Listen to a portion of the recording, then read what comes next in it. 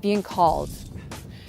These are callings that Jesus has called them to pick up and do His will, to follow Him. It makes me think personally, when I think of being called, moments in my life personally where I felt that I was really strongly being called to do something. Jesus given me a challenge where it was something that I thought was really out of my comfort zone. A challenge I accepted, but also thought, maybe did you give this challenge to the wrong person? Did you call the wrong person? Because I felt that these were not the talents that I had. So I accepted with a little fear, similar to Jonah. When Jonah had gotten called to go to Nineveh, I was worried. I thought, what am I going to do?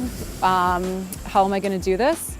Am I going to be strong enough to do this? There was a little bit of fear there, fear that I may not be able to accomplish what God was calling me to do. So I pursued. I just prayed daily, like, God, this is your will, and let your will be done, and to give me strength. And God knew that I had strengths that I didn't even know that I had, that I had found that He knew me better than what I had thought I knew me. Through accomplishing this calling, I feel that I had never been more at peace with myself, and I did it. And it was the most amazing feeling to be able to overcome that, to learn everything that you had learned about yourself that God knew all along. I felt God was calling me to do, and it had opened me up to think, wow, like, what's next? Like, it was such a wonderful feeling that I was actually asking God, like, what do you want me to do today? Because it was such a wonderful feeling to put yourself out there, to open yourself up, accomplish something so positive.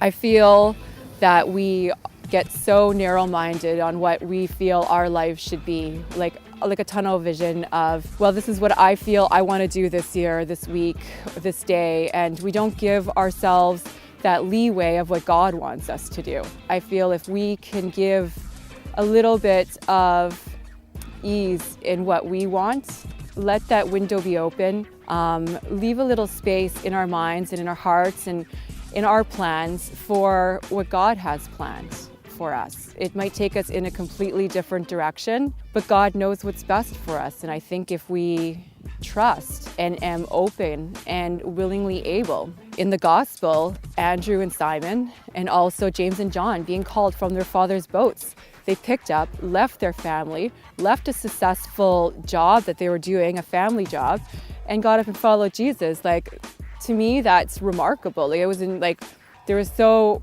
willing to get up and go. And I'm sure they had emotions in doing so, but what a wonderful thing. Like, I could only hope that when I get called next, or when God has a plan for me, that I can just say, yes, absolutely, I'm there. What do you need me to do? I think that we can all look a little into our lives and change some priorities, change some things that we feel may be important that we get stuck on that might not be really what God has planned for us. And really just have those moments of quiet during your day, or when you get a chance while you're driving before bed, where you can just sit there and just think, like, just sit there and feel, what is it? What do I have that God can use? What can I give? Sometimes there's these little ideas, these little gut feelings that you have that maybe you're calling for what the next thing that God may, the next step that He may have for you to do. And it's really important for us to listen to those, and because it is a busy world that we live in, and it's really important to take those moments. That's really important.